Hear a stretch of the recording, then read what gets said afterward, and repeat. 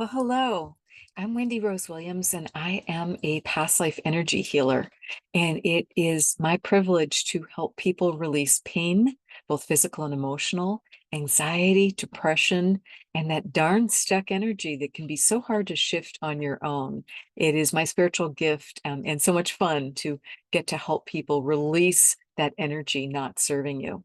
And when you're able to do so, what a difference. Can just feel so much happier, so much healthier, and that your life has a wonderful purpose, and you feel that you've got those resources that you need and have been desiring. So I wanted to share with you, we've got the last full moon of the year coming up on Sunday, December 15th. It's the full cold moon. And that is a fantastic time to release. Just think of something getting full, full, full, just overflowing with what you don't need. And you can just release those things that no longer serve you, including those types of energies that I just described. And the new moon is going to be December 30th. So it'll be right before New Year's. So just kind of perfect timing as we move from 24 into 2025. And the new moon is the most powerful time of the month for attracting what you do want and need and just creating from your heart, because that is the new way that we're manifesting. And it just feels wonderful to be able to open our hearts, connect with Mother Earth, bring up the resources we need, as well as connect up with the divine and bring in that calm, bring in that peace, that love and joy for yourself. And I would love to help you do so, whether it's via a one-on-one session, which you can learn more about on my website, or via a fun group Zoom workshop, or a little program together, something that we would do for 90 minutes or so and just get you some help in a specific area. And why I wanted to record this today is to also share with you, we just had a wonderful guest on Waking Up Spiritually on our podcast. And it's a tradition.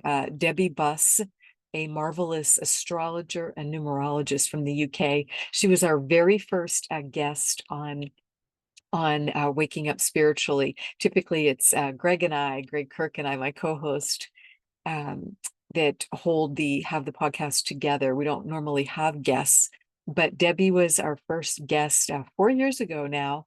And it was just such a marvelous topic to be able to do a look forward to the year coming up. So what does 2025 hold for you?